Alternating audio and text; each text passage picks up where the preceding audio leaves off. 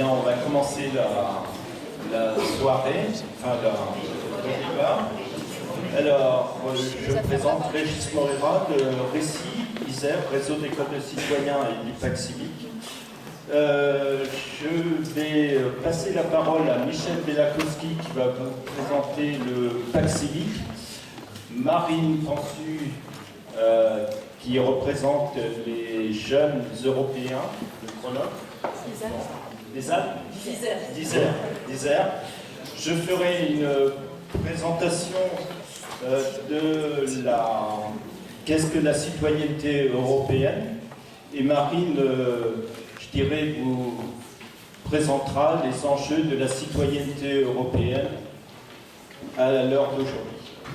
Michel.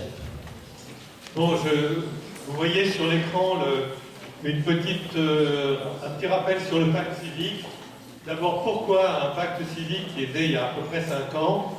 C'est parti de la crise, ou de la multicrise, ou de la mutation actuelle, qui remet complètement en cause notre société. Il faut en avoir conscience.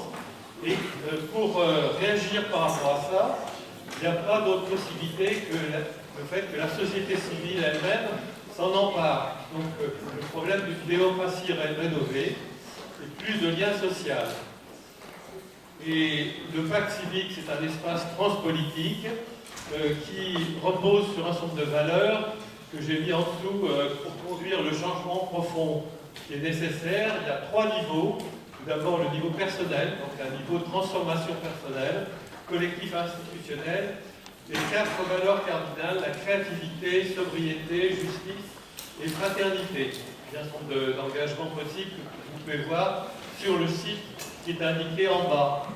Donc le pacte civique est un mouvement national avec une équipe nationale et une vingtaine de collectifs locaux, dont le pacte civique Isère, et nous sommes plusieurs ici alors qu'on va présenter, notamment Marcel Alain qui est là, Régis, etc. Voilà. Et puis oui, ce que je veux dire aussi, c'est que le pacte civique, c'est simplement un catalyseur. Un catalyseur qui permet à la société civile, avec bien d'autres, de s'auto-organiser et donc de pouvoir peser par rapport à, effectivement, sur des objectifs précis, de pouvoir peser en collaboration et en interpellant la société, disons, représentative, les élus, quoi. Voilà. Je peux avoir la suivante. Voilà, donc quelques points de réflexion-action, bien sûr, on lit les deux, qui sont d'une part, un point important pour nous, c'est le suivi de la qualité des processus démocratiques, donc la qualité des processus, et il y a chaque année un document qui sort en 2014, 2015, etc. Deuxième aspect que j'abordais déjà tout à l'heure, c'est l'articulation entre la société civile qui essaye de s'organiser un peu plus, et à partir de là, de pouvoir être un bon interlocuteur, tout au moins nous l'espérons, par rapport à la démocratie représentative. Alors, donc on fait des rencontres avec des élus, du niveau local jusqu'au niveau européen, et en particulier aujourd'hui au niveau de l'Europe, on a fait un cycle de réunions avec des eurodéputés, et il y a aussi un groupe national qui travaille sur la question. On est aussi bien sûr impliqué dans les élections régionales avec un questionnaire. On prend un certain nombre de prises de position, de réflexion sur les migrants. Alors voilà, on rejoint la soirée avec l'eurodéputé Sylvie Guillaume. Le dérèglement climatique, la fraternité et ce qu'on appelle le buen vivir dans les Andes en Amérique du Sud. Voilà, il y a son ouvrage. Ce que je voulais vous dire, c'est que si vous êtes intéressé à participer d'une manière ou d'une autre au pacte civique, il y a 2 temps. Le premier, c'est de donner votre nom pour recevoir sans engagement les informations du pacte civique, du flash info, etc. Et puis, si vous êtes ensuite intéressé davantage, carrément adhérer. Voilà. Merci Michel. La parole à Marine pour les jeunes européens isérois. Bonsoir à tous, merci d'être venus si nombreux. Je pense que certains d'entre vous connaissent déjà l'association, mais pour nous présenter, on avait fait une vidéo en septembre. Merci Déclic d'ailleurs pour la réalisation, et on va donc vous la repasser.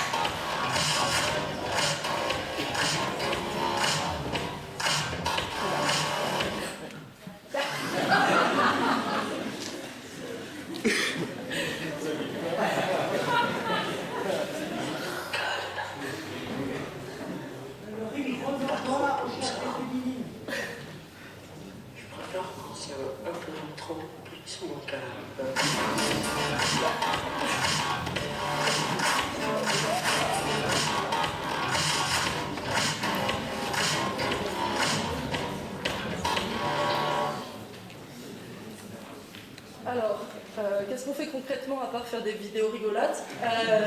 On fait du militantisme pour une Europe plus unie, plus démocratique et plus citoyenne. Donc le sujet de ce soir nous correspond complètement. On va dans les écoles, de la maternelle à la prépa, en passant par les BTS, les CFA, les maisons de la culture. On fait aussi des conférences comme ce soir. Et on a enfin une commission politique où on discute de quelle Europe on veut, donc plutôt pour nous à tendance fédérale. Et on a un magazine, un journal européen qui est publié en anglais, espagnol, français, italien, allemand. Il est disponible sur vos téléphones et sur Internet, donc je vous conseille. Maintenant, tout d'abord, je voulais vraiment remercier Sylvie Guillaume d'avoir pris le temps de venir nous voir aujourd'hui à Grenoble. Et c'est vraiment un honneur pour nous de la recevoir. On va faire un court point sur sa carrière. Je ne sais pas si tout le monde la connaît ici. Donc elle c'est assez dense, assez même on pourrait dire impressionnant. Elle a commencé donc avec un bac qui s'appelait D à l'époque, donc c'est l'équivalent S maintenant, maths et sciences de la nature. Ensuite un diplôme de secrétaire médico-social, et ça assez, vous allez remarquer dans son parcours, la suivre tout ce qui est des questions de santé, de solidarité. Elle va d'abord commencer dans la fonction publique, puis s'engager politiquement au Parti socialiste.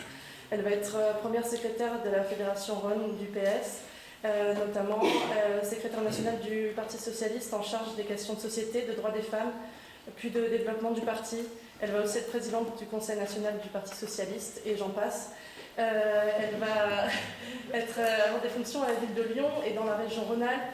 Elle va être adjointe au maire de Lyon sur de nombreuses questions. Donc on retrouve toujours les questions du handicap, des affaires sociales, des affaires sanitaires, de la solidarité qui suivent son parcours. Elle va ensuite être conseillère de la région Rhône-Alpes, élue pendant 10 ans.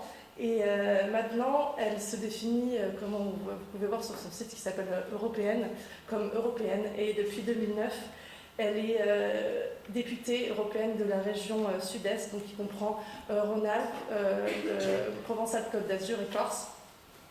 Depuis sa réélection en 2014 pour son deuxième mandat, elle est aussi une des vice-présidentes du Parlement européen et qui concerne notamment dans son rôle de vice-présidente, elle va avoir la compétence des relations avec les citoyens, donc c'est intéressant de la voir ce soir sur ces sujets-là.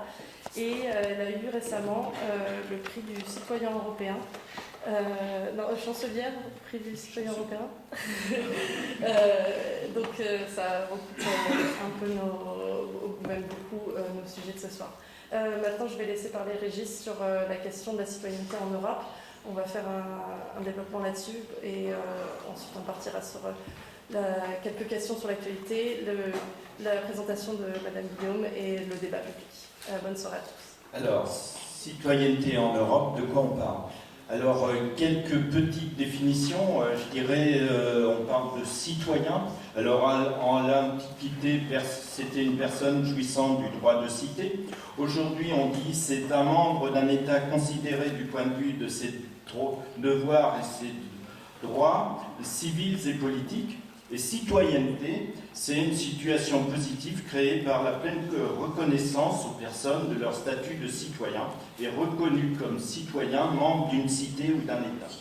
Alors ça vient du grec astos, citadin qui ne jouit que des droits civils, et polites, celui qui disposant en plus de droits et de devoirs politiques.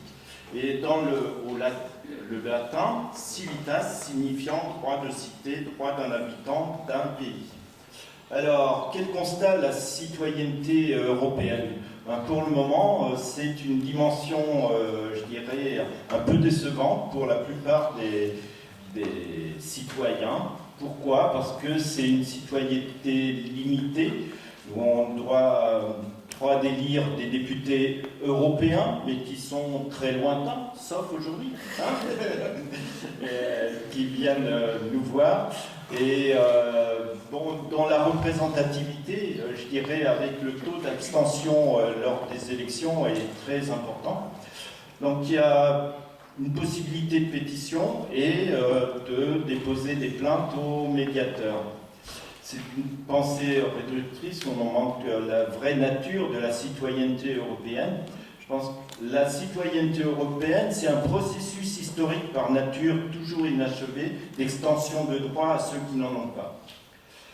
La citoyenneté européenne se définit à partir des nationalités des États membres de l'Union européenne. Dans le même temps, la citoyenneté européenne ne se rattache pas à une nationalité européenne.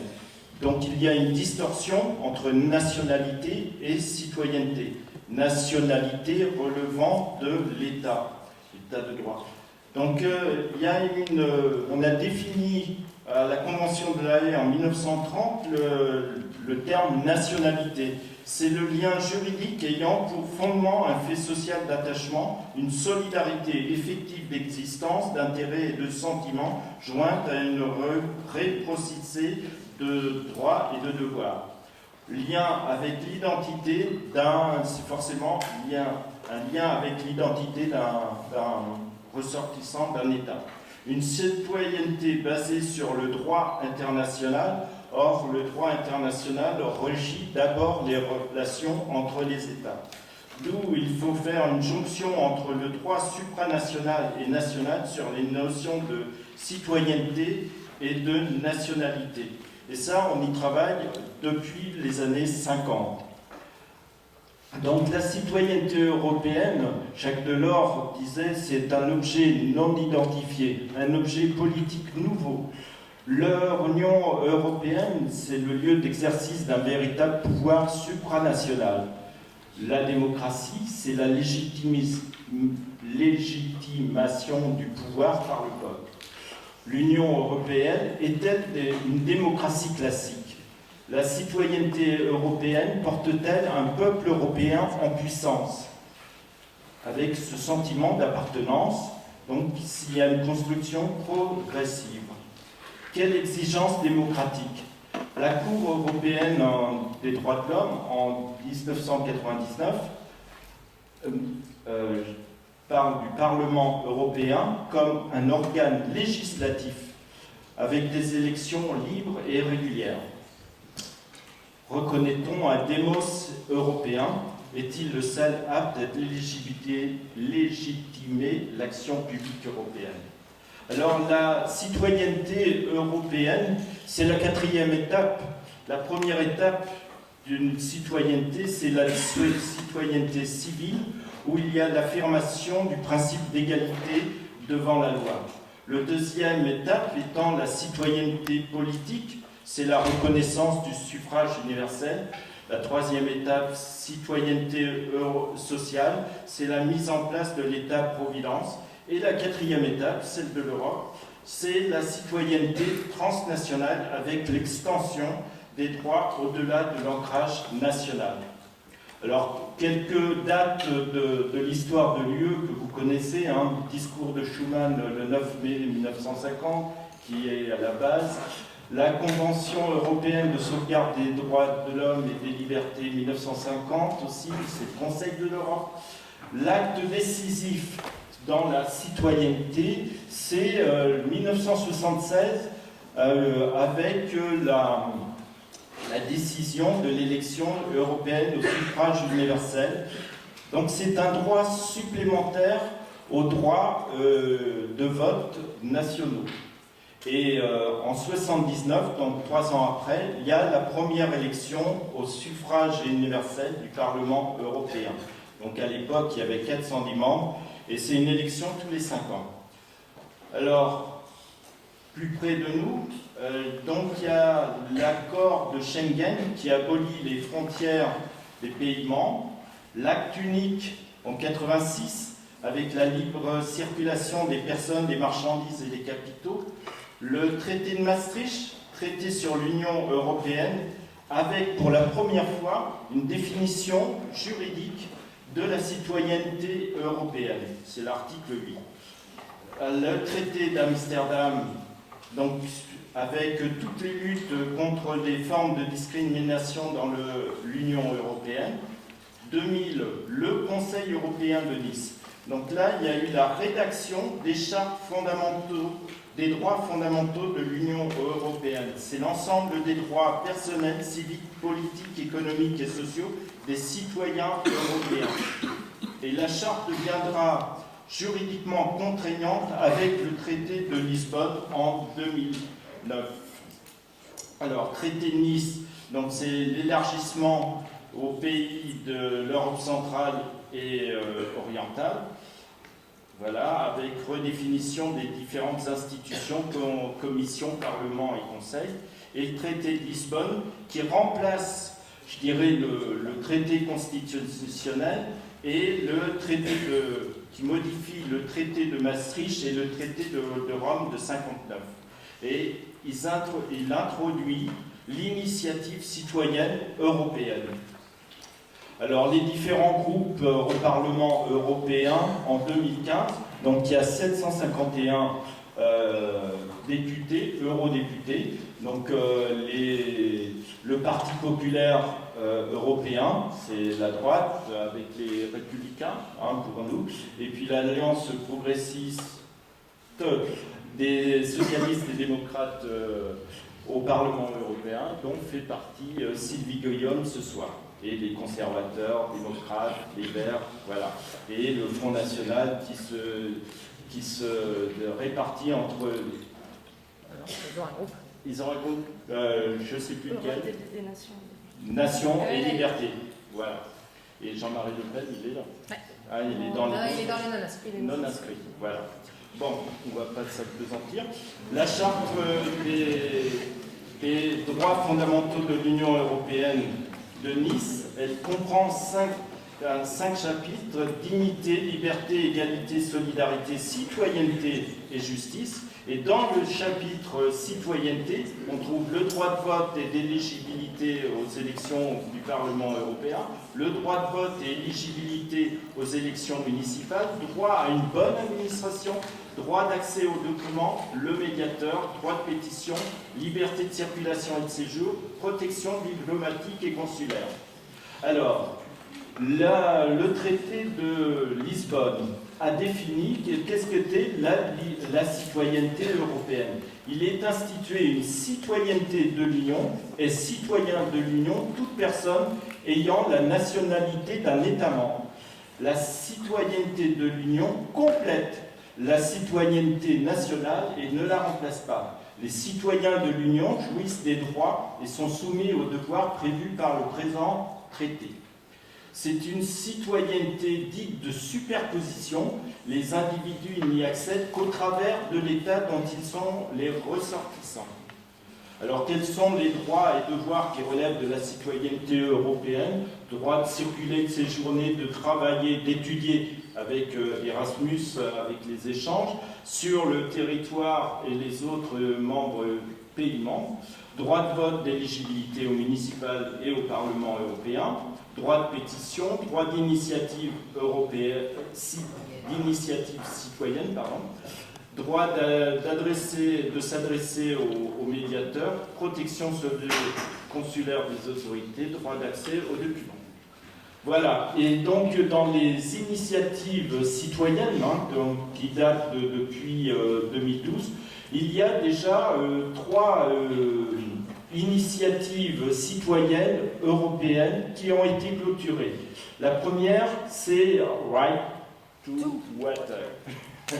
Donc c'est l'eau et l'assainissement sont un droit humain, l'eau est un bien public, pas une marchandise. Donc il y a eu 1 659 000 signataires, donc c'est une initiative est prise en compte à partir de 1 million et 7 pays de l'Union. Alors, la deuxième, c'est un de nous, c'est la protection juridique de la dignité et du droit de vie et l'intégrité de tout être humain depuis la conception dans les domaines de compétences où cette protection s'avère d'une importance particulière. Donc elle a été elle aboutit, et la troisième qui a abouti, Stop Vivisection, proposition d'un cadre législatif visant à l'abolition de l'expérimentation animale dans l'Union européenne.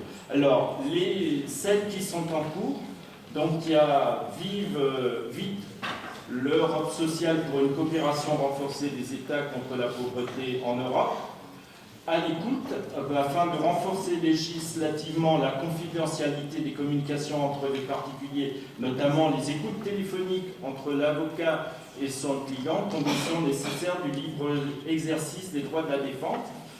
Une troisième, une Europe équitable dans le secteur des transports, égalité de traitement pour tous les travailleurs du secteur des transports. Et la dernière qui date de 3 jours, donc Stop Plastic in the Sea. Au regard de l'impact préoccupant des déchets plastiques sur l'environnement marin, nous demandons à la Commission d'élaborer une réglementation encore plus ambitieuse sur ces déchets pour éviter leur présence en mer. Voilà. Voilà un petit peu, vite fait au pas de course. Et Marine va nous dire quels sont les enjeux actuels de la citoyenneté européenne. Alors moi, ça va être très court. On s'est posé la question en fait aux jeunes Européens, qu'est-ce la citoyenneté concrètement, comment on pourrait l'utiliser en ce moment. Donc on a trouvé 4 situations et j'espère que vous aurez plein de questions sur d'autres exemples ou sur ces exemples-là. Sur le TAFTA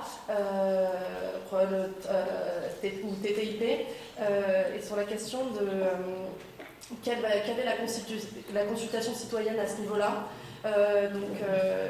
Sachant que on a la chance d'avoir Sylvie Guillaume ce soir parce que pour l'instant il y a l'accord des équivalents républicains au Parlement européen, PPE, et des équivalents UDI Modène, ALT pour le TTIP, mais c'est les socialistes qui bloquent. Donc quelle est la valeur de la consultation citoyenne sur ce sujet-là?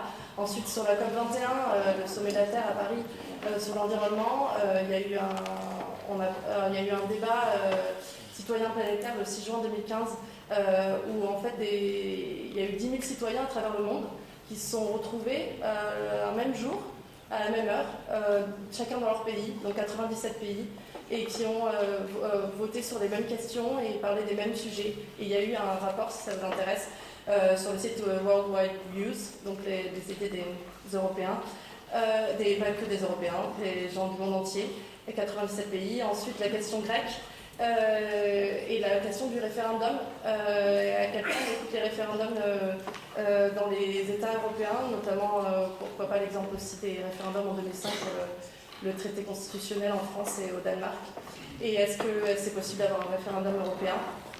Et enfin, la question des réfugiés et des demandeurs d'asile. On était à Lyon avec les jeunes Européens le week-end dernier. Et on a posé des questions aux gens dans la rue sur les réfugiés. Et donc, il y a certaines questions qu'on voulait vous poser aussi, Madame Guillaume. Donc, l'utilisation des réseaux sociaux peut être aussi un moyen de faire vivre la citoyenneté. Première question, ne pourrions-nous pas envisager des informations plus claires et plus pédagogiques sur la crise des réfugiés pour sensibiliser les jeunes? Donc, vous verrez, il y en a plein. C'est sur notre Twitter si ça vous intéresse. Il y en a une autre qui était bien dans le sujet de ce soir. La problématique de l'accueil des migrants réside dans le fait que les peuples n'ont pas été consultés. Comment accueillir les migrants dignement? Que fait l'Europe pour régler les problèmes en Syrie? Voilà, merci beaucoup Madame Guillaume, et je vous laisse la parole sur tous ces sujets-là. Bon, et pour ça, j'ai combien de temps? 30 minutes dans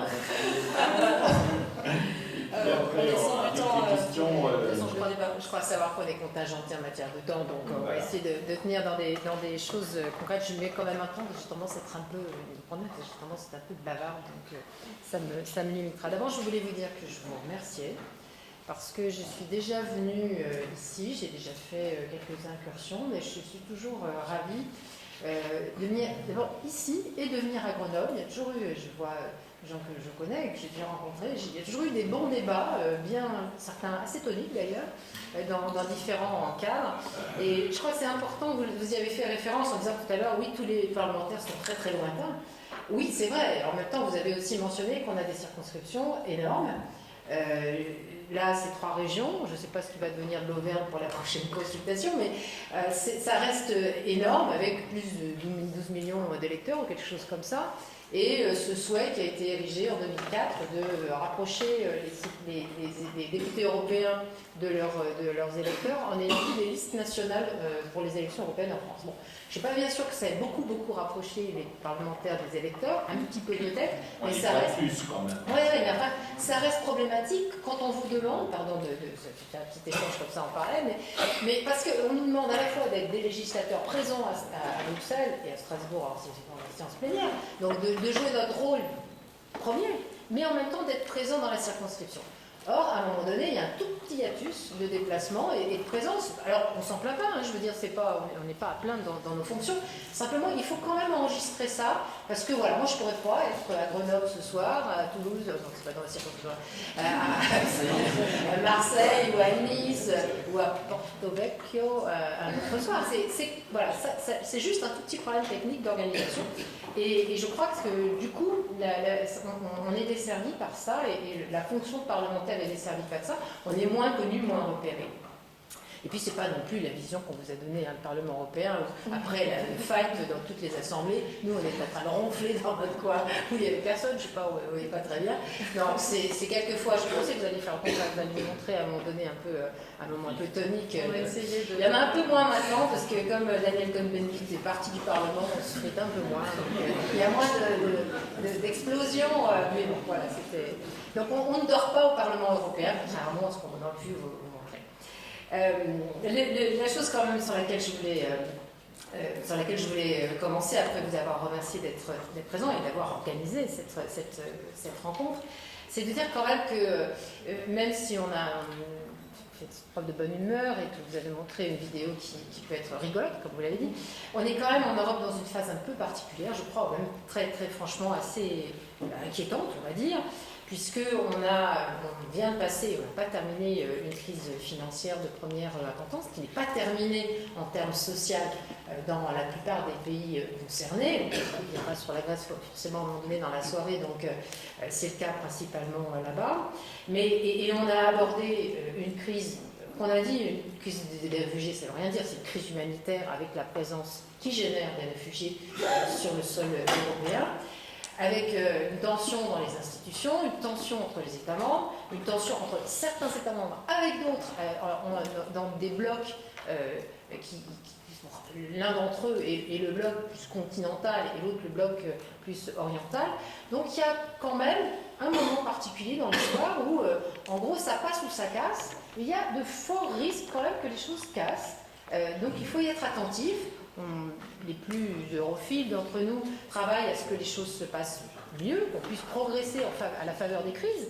Mais quand même, il y a ce risque qui existe, et c'est un risque qui s'est exprimé déjà depuis un certain nombre d'années, qui se traduit quand même aussi par une présence extrêmement forte dans le Parlement européen, mais aussi dans les États membres, de composantes eurosceptiques, pour parler de la question européenne, mais de repli nationaliste, d'autre part, dans chacun des États membres. On assiste partout à ce type de phénomène. Aucun n'est exempt de ce type de phénomène.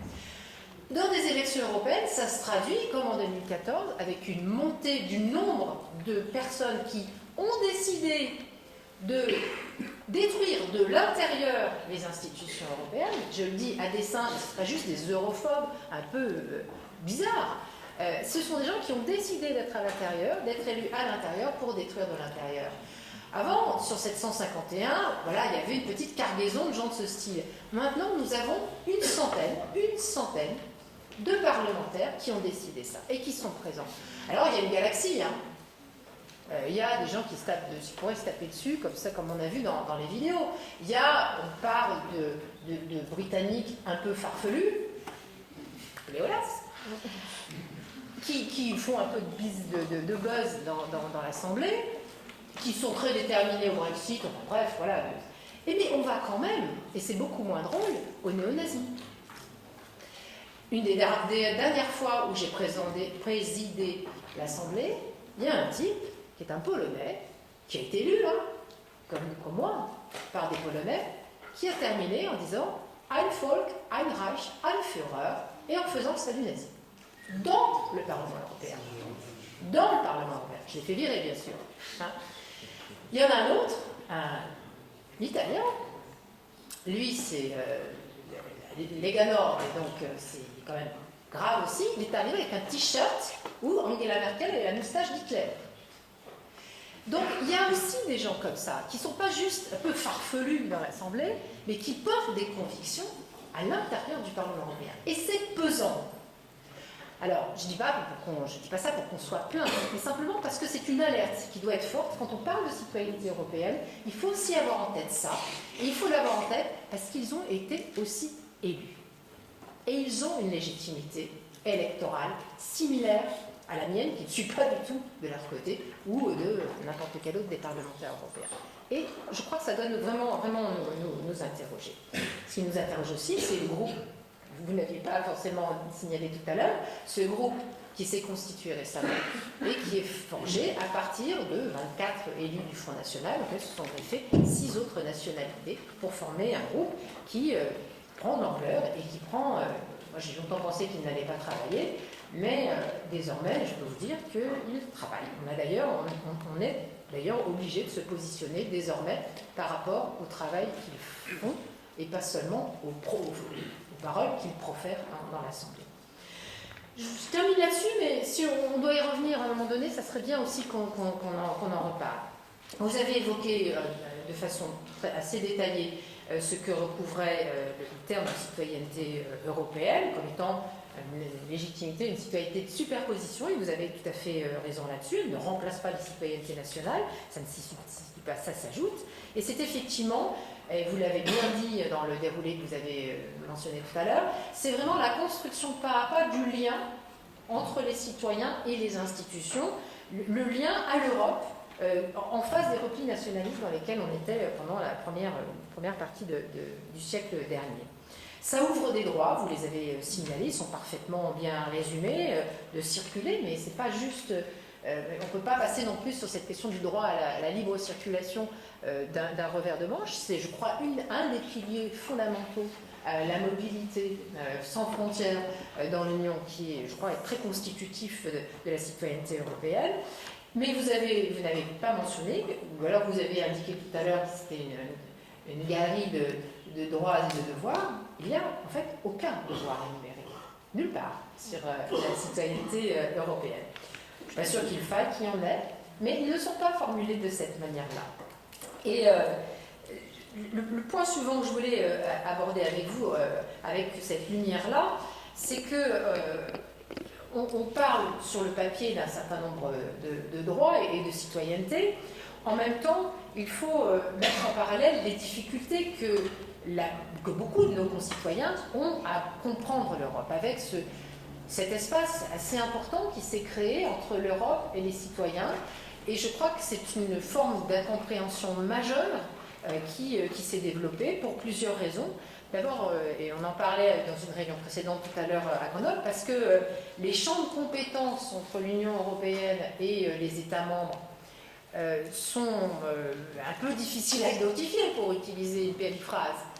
On ne sait pas toujours très bien qui doit faire quoi, qui est au bon niveau, qui fait de la subsidiarité, et souvent la définition d'ailleurs de la subsidiarité s'effectue à l'inverse de ce pourquoi elle est faite. Donc on ne sait pas très bien, est-ce que l'Europe, ça s'occupe des droits des migrants? Oui, ça, normalement, oui. Est-ce que ça s'occupe de la famille? On ne sait pas bien. Enfin, d'économie, ça, globalement, on sait. Mais en même temps, il y a des limites à tout ça, et on ne sait pas très bien, toujours très bien identifier cela. Le rôle des institutions, lui aussi, n'est pas très bien identifié.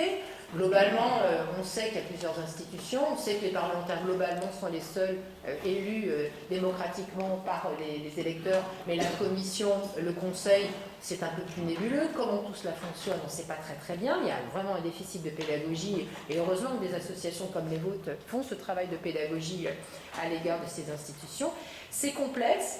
Et à part en gros des fonctionnaires de haut niveau, quelques politiques européens, des étudiants spécialisés, des journalistes, c'est vrai qu'on a un peu de mal à faire le tri dans tout ça.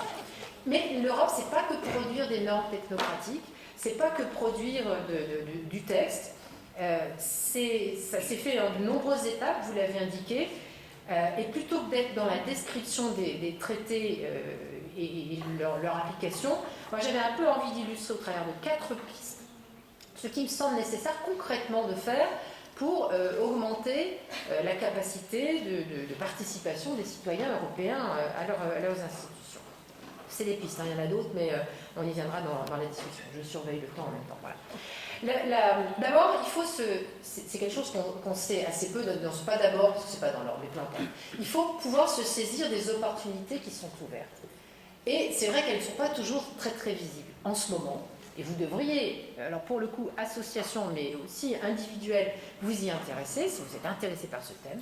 Il y a depuis la mi-septembre une consultation qui est lancée par la Commission européenne, comme elle le fait régulièrement sur de nombreux sujets. C'est ouvert jusqu'au 7 décembre, donc vous avez encore un petit mois et demi pour faire ça, à tous les citoyens, individus et organisations, désireux, écoutez bien, d'améliorer l'application des droits conférés par la citoyenneté de l'Union.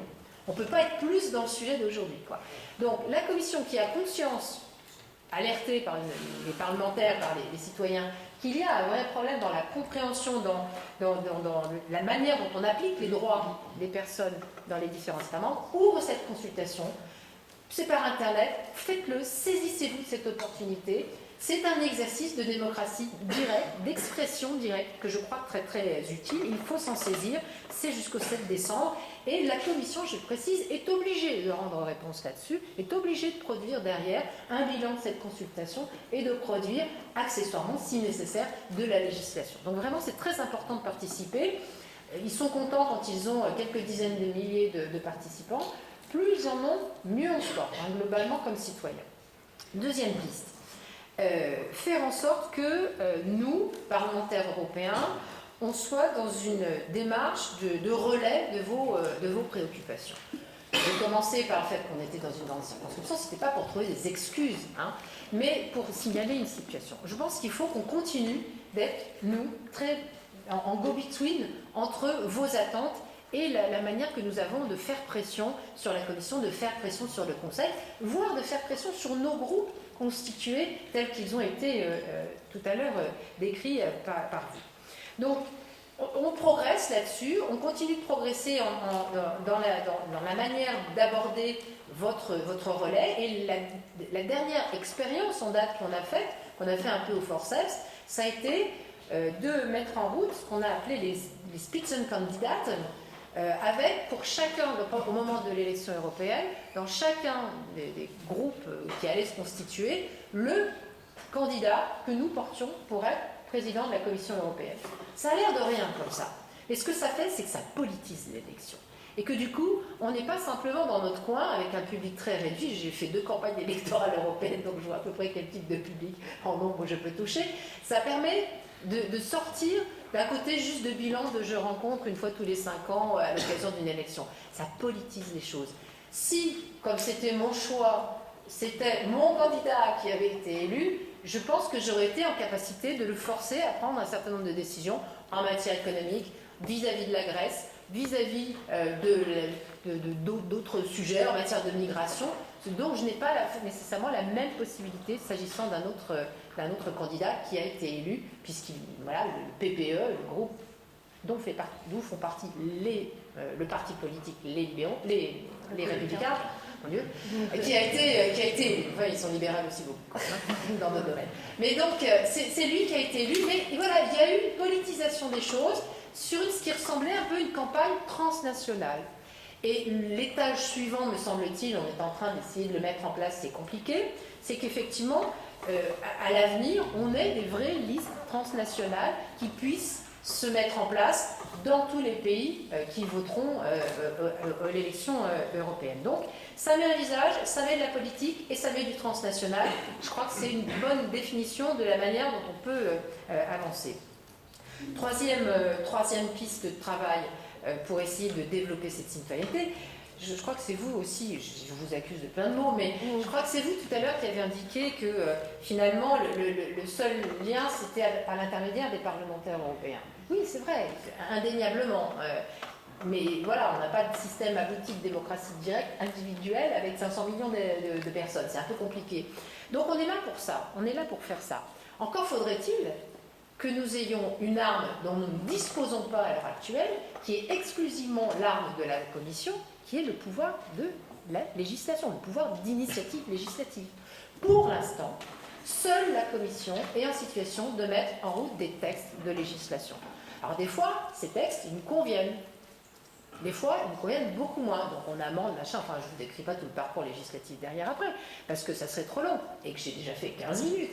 Mais si nous avions, nous, comme parlementaires, la capacité de dire « je suis allé à Grenoble, j'ai rencontré 120 personnes, à majorité moins de 25 ans, et dans les propos, cette soirée que j'ai passée avec eux, j'ai senti que c'est important de parler de ça, et il y a un manque de législation là-dessus, et il y a un manque de ceci, je me sentirais légitime à mettre en route ensuite un texte, évidemment en ayant l'avis de mon groupe, etc., etc., mais je me sentirais légitime pour porter aussi votre parole. Pour l'instant, je la porte, mais je n'ai pas cette arme-là supplémentaire, et je pense que c'est dommage, parce que ça serait une garantie démocratique supplémentaire. Puis la quatrième piste, c'est plus vraiment une piste, c'est celle que vous avez évoquée avec les initiatives citoyennes européennes. Je pense qu'il faut qu'on a fondé beaucoup d'espoir sur ce qui découlait du traité de Lisbonne, qui n'avait pas que des avantages, mais qui avait au moins celui-ci, c'était de pouvoir traduire là aussi une volonté démocratique, certes exprimée au travers de 1 million de signatures et émanant de 7 États membres, mais d'exprimer au travers d'un besoin de législation sur un sujet, sur un thème précis, un sujet de préoccupation, l'aspiration des citoyens. Et moi je pense qu'il faut qu'on tienne bon sur ces initiatives citoyennes européennes, qui sont peu nombreuses à arriver au bout. Vous avez signalé plusieurs d'entre elles. Elles portaient des titres assez rigolos quand même, hein, parce que vous n'avez peut-être pas piger le truc parce que vous avez parlé vite, mais je vous accuse beaucoup. Oui, oui. Pardon, je ne me fais pas pardonner. Mais quand vous avez dit un de nous, la protection juridique de la dignité du droit, blablabla, vous avez compris quand même de quoi il s'agit. Hein. C'est contre l'avortement. C'est une initiative citoyenne européenne contre l'avortement et pour le droit à la vie de l'embryon dès le premier jour. C'est ça que ça veut dire. Voilà. Dès la conception. Dès la conception. Hein. Donc, sous un camouflage comme ça, machin, bon, vivisection, c'est un peu plus clair, hein, mais voilà. Mais c'est très... On peut trouver des choses qui sont objectivement une façon de faire de la politique, et cette One of Us en est une. Après, quand je vois par exemple pour une Europe équitable des secteurs du transport, on se rapproche un peu plus de ce qui est efficace en matière réellement d'initiative citoyenne européenne, je reviendrai. Mais quand on parle par exemple, je ne leur en veux pas parce qu'en plus j'ai signé cette initiative Vite l'Europe sociale pour une coopération renforcée des États, on sait que ça va être difficile de vendre auprès de la Commission ce pourquoi les initiatives citoyennes ont été faites, c'est-à-dire leur dire vous devez faire une législation dans ce domaine qui demande exactement ça. Parce que la Commission est quand même rouée et se camoufle derrière. Oh, bah, c'est pas très bien précis, et on pourrait peut-être juste faire une consultation, et puis on ne voit pas très bien ce que vous voulez dire, on ne peut pas vraiment traduire ça dans le droit de l'Union, et puis c'est pas de notre compétence. Donc ils vont trouver 36 raisons de ne pas faire en sorte de mettre en place des textes de lutte contre la pauvreté.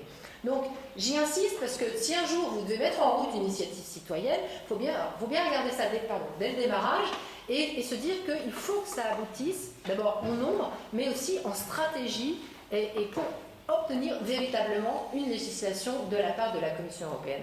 On vient sur Right to Water, c'est la seule qui soit vraiment pour l'instant arrivée. Hein. Qui est arrivée au bout, je regarde, qui est arrivée au bout il y a 2 mois, je crois, par un acte au Parlement européen. Donc, et ils avaient commencé en 2013. Hein. Donc c'est long, c'est compliqué, mais je pense que c'est vraiment un sens de mobilisation efficace, un outil efficace de mobilisation des citoyens européens. Ça fait 20 minutes que je parle, je vous donne deux pistes supplémentaires, plus à destination, pour les plus anciens, qui peuvent plus vous intéresser comme jeunes citoyens, et qui sont des ouvertures que je vous livre telles quelles. Il y a deux initiatives auxquelles vous pouvez participer. La première, c'est le prix Charlemagne. Alors, je n'ai pas reçu le prix du citoyen. Non, j'en ai donné 47. La semaine dernière, j'ai donné 47 prix du citoyen, enfin 45 exactement, comme chancelière. Je suis la 2e chancelière d'Europe, avec Angela Merkel. Je rigole, bien sûr, je rigole. J'ai donc donné le prix des citoyens. Là, il s'agit du prix de Charlemagne. C'est un autre prix qui est vraiment destiné aux jeunes. Ça se fait conjointement avec la fondation du prix international de Charlemagne d'Aix-la-Chapelle et le Parlement, et l'objectif c'est d'encourager, je le lis, le développement d'une conscience européenne parmi les jeunes de 16 à 30 ans, dans le cœur de cible, au travers de projets qui sont réalisés par eux pour une meilleure compréhension de l'autre, l'émergence d'une identité européenne commune, pour le partage du sentiment d'appartenir à la même communauté. C'est ça globalement l'objectif de ce prix Charlemagne. C'est gratifié de 3 prix en espèces sonnantes et trébuchantes, depuis 2 000 € jusqu'à 5 000 €. Et sachez que, par exemple, le jury français avait défendu un candidat français, et il a eu quand même le 2e prix. J'étais assez contente parce que je le soutenais en plus. Donc ça marche, c'était sur les frontières. Bon, c'est pas un hasard non plus, mais c'était sur les frontières avec des jeunes qui avaient fait un truc vraiment remarquable sur ces citoyens européens. Et le deuxième, donc il y a tout un tas il y a un site pour s'inscrire et tout ça, faites-le. Si vous avez quelque chose en cours que vous avez envie de valoriser, ça vaut vraiment le coup de s'y mettre.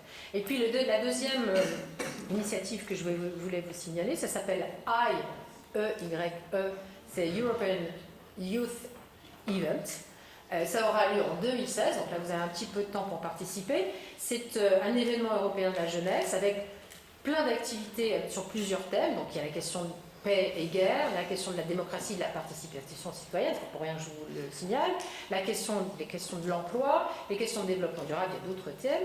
Et donc c'est à destination des jeunes Européens, ça se tiendra le 20 et 21 mai 2016 au Parlement européen. Et là, ça concerne des groupes de 10 jeunes constitués, 16-30 ans là aussi, qui viendront débattre et se mettre d'une certaine manière aussi en situation d'être des parlementaires européens qui font de la législation, qui vont nous interroger après, au cours des années suivantes, sur la réponse qu'on aura formulée à ces revendications pendant le AI 2016. Donc voilà, 2 opportunités d'exprimer concrètement, si vous avez entre 16 et 30 ans, votre citoyenneté européenne.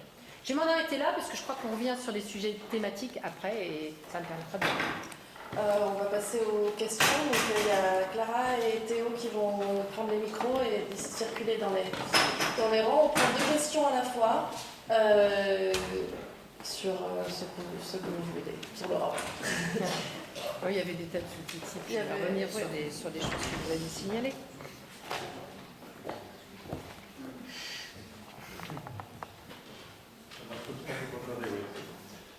Donc, je vous remercie pour cette présentation. On n'a pas très souvent, ça marche, hein, oui? Oui, ça marche On bien. n'a pas très souvent l'occasion de voir des gens qui nous représentent au Parlement européen. Alors, j'ai beaucoup apprécié toute la présentation qui a été faite, je suis arrivé un petit peu en retard. Alors, je me pose malgré tout des questions parce que tout ce que vous dites pourrait s'appliquer localement, je pense au niveau du département, de la région, du pays. Et quand je vois le délabrement, quelque part je dis ça parce que nous avons eu l'occasion de voter pour l'UGA, l'Université Grenobloise. Il y a eu une participation pour les doctorants. Je suis doctorant en finance, et le sujet de ma thèse c'est transparence financière préalable à la gouvernance. Vaste programme. Et une participation de 12%, qui pour moi est proprement scandaleux. On n'arrive pas à l'université à faire sorte de démocratie. On a ce que j'appelle une pseudo-démocratie. Alors je vois vraiment difficilement comment on peut faire ça au niveau de l'Europe. Il y a encore un énorme travail. Vous avez beaucoup de courage de vous y attacher. Voilà. On va prendre une autre question. N'ayez pas peur, on n'en repart.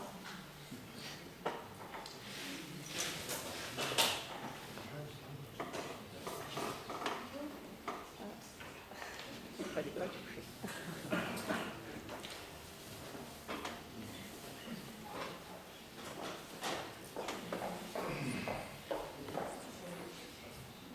Merci. Bonjour, merci beaucoup pour votre présentation. Je sais que le sujet des migrations vous tient particulièrement à cœur. Et du coup, je voulais savoir ce que vous pensiez justement. Je sais que vous avez préconisé la solidarité entre les États, etc. Mais finalement, de fait, on se rend compte que la solidarité n'arrive pas à se mettre en place. Et donc, peut-on vraiment obliger les États qui ne veulent pas participer, par exemple, pour les quotas, à intégrer des migrants? Donc, comment procéder donc, pour résoudre cette situation insoluble liée notamment au manque de solidarité? Merci.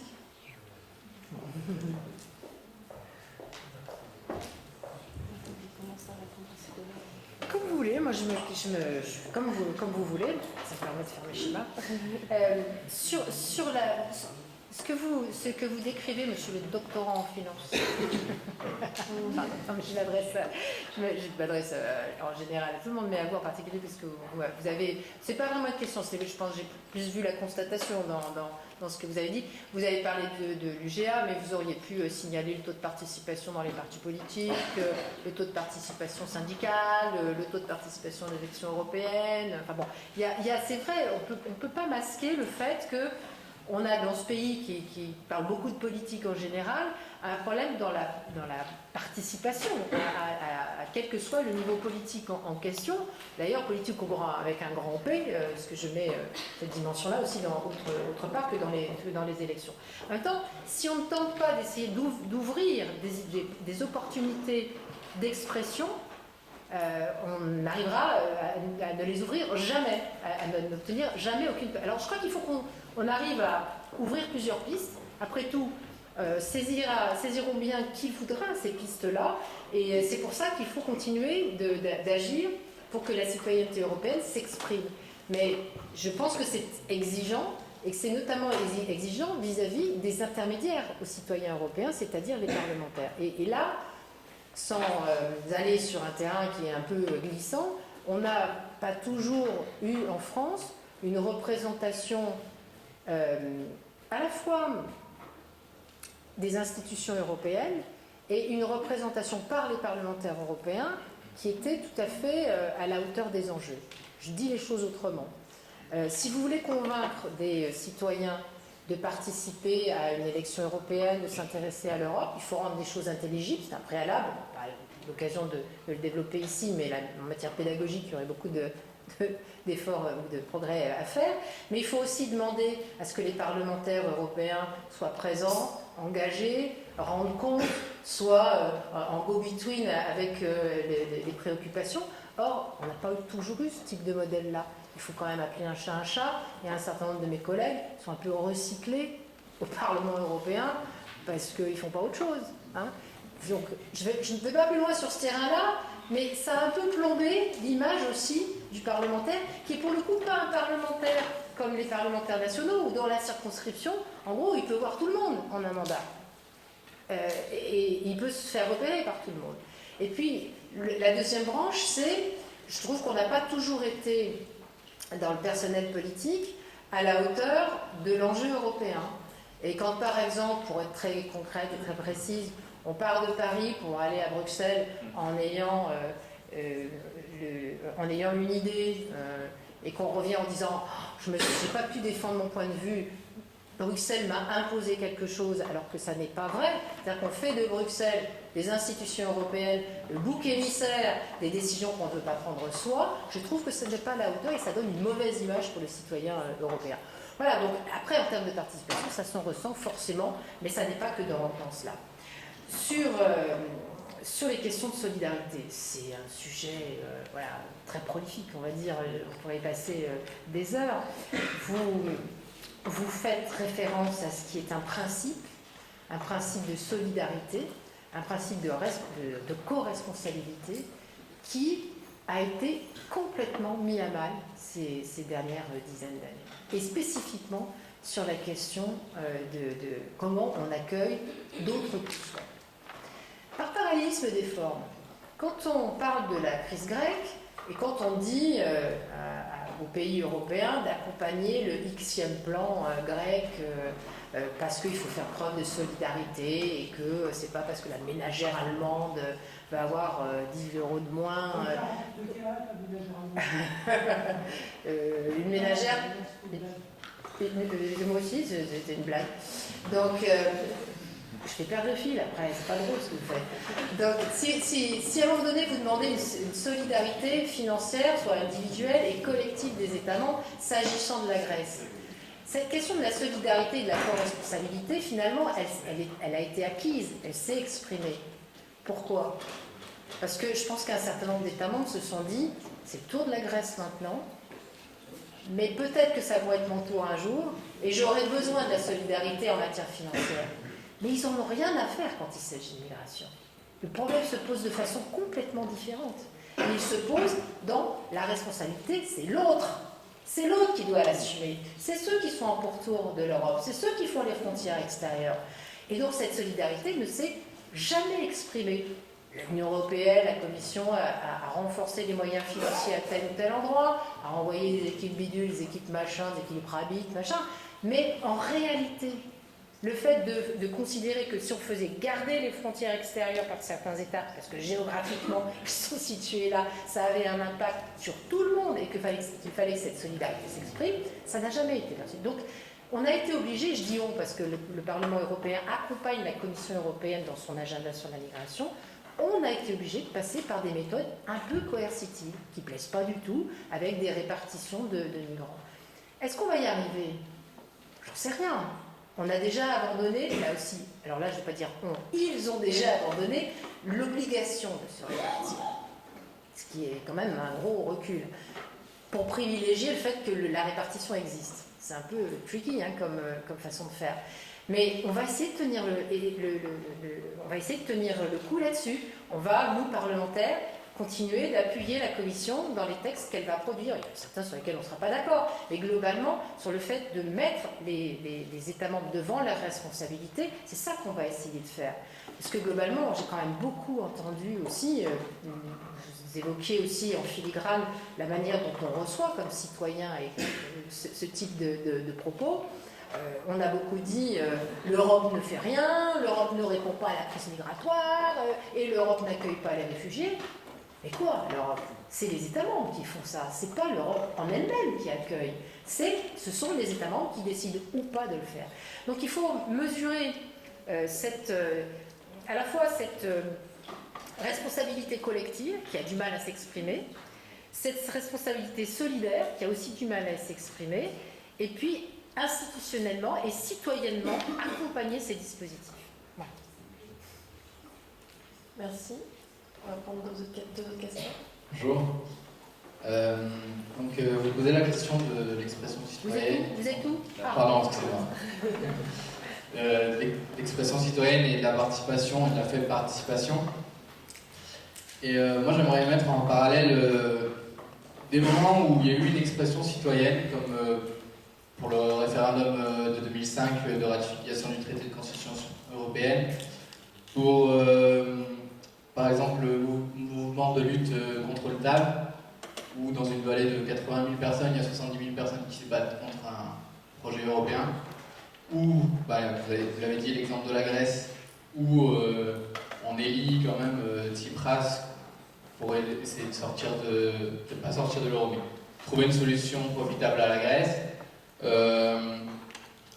Il fait un référendum, on le réélit, et tout ça, en fait, on a l'impression que tous ces mouvements, ils sont complètement oubliés dans les décisions européennes. Et du coup, moi, je me demande si, bon, c'est sûr, il y a nous proposer la consultation ou le mécanisme, le dispositif d'initiative européenne qui est très dur à monter.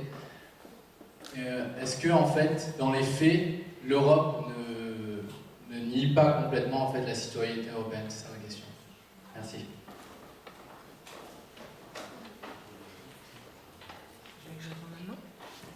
Deuxième question. Allez-y. Ouais, non, il y a un problème.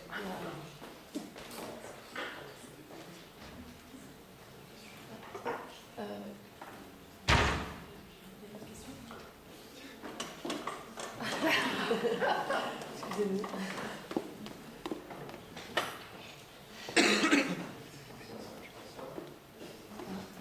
C'est pas tous les micros. Bonsoir, c'est bon, on est arrivé. Merci pour vos interventions et vos réponses. Je débute dans l'Europe, alors je ne sais pas si je vais dire une grosse bêtise ou pas. Est-ce que l'Europe, l'Union, ne manque pas d'un leader? C'est-à-dire que les citoyens élisent nationalement un représentant et également des représentants, mais surtout un représentant vers lequel ils se tournent et qu'ils aiment bien critiquer, mais qui est représenté comme le leader, en l'occurrence ici le président. Est-ce qu'il ne faudrait pas aussi, le président, un gouvernement européen qui donne une certaine... désolé de faire rire. Non, mais qui donne un sens qui tranche plutôt. Parce que la pédagogie, c'est gentil de dire voilà, la commission fait ça. Mais je veux dire, au niveau national, les gens ne sont pas beaucoup idée de comment fonctionnent les institutions, mais ils voient que ça marche. Des décisions sont prises. Est-ce qu'il ne faudrait pas un leader plutôt que dire le groupe de franco-allemands, etc. Voilà, merci. Alors, j'ai cru comprendre que c'était 2 par 2, c'est ça? Oui. Sur les mouvements oubliés et le fait que l'Union nierait la citoyenneté. Alors, on n'a peut-être pas le même point de vue sur les notables, j'en sais rien, peut-être pas. Enfin, moi, je suis plutôt pro-Union Turin, mais par contre, n'oubliez pas que il y a un mouvement qui ne va pas se faire oublier du tout, c'est le mouvement citoyen qui s'est levé contre le TTIP. Le TTIP. Vous savez, tout le monde connaît ça. Oui. Et sincèrement, je pense que c'est assez exemplaire ce qui s'est passé. Et là, vous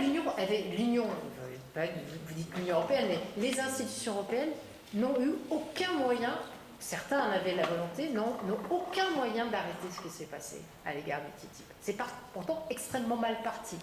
On est parti d'une négociation commerciale dont la vocation a priori était de faire baisser les barrières non tarifaires et de faire en sorte d'ouvrir les marchés publics américains autant que les marchés publics européens le sont pour les Américains, plus d'autres sujets qui vraiment dont la vocation était, disait-on, de faire grimper en croissance et de faire en sorte en gros que tout le monde se porte mieux de part et d'autre de l'Atlantique. Sauf que sans complètement écarter le fait qu'entrer dans une négociation n'est pas à rejeter. Moi, je ne souhaitais pas qu'on rejette le fait qu'on négocie. Mais par contre, là où c'était totalement mal parti, c'est que c'était fait de façon totalement opaque. On est parti avec quelques fonctionnaires et un commissaire à l'époque européen, qui a commencé à discuter sans mandat connu, et sans en rendre compte ni aux parlementaires et encore moins aux citoyens. Donc ça a été d'une certaine manière exemplaire ce qui s'est passé, c'est que le Parlement poussé par les citoyens ont dit ça ne peut pas se passer comme ça. Donc on a obtenu par exemple que ce soit un tout petit peu plus transparent, un peu plus qu'une dizaine ou une vingtaine de parlementaires coordinateurs aient accès au texte. Alors, on n'est pas au bout de l'affaire parce qu'on continue de les regarder dans une pièce aveugle, sans avoir de téléphone, sans avoir de stylo, sans rien. Mais on a fait voter aussi et publiquement un mandat. Il a été public. Les discussions se font de façon...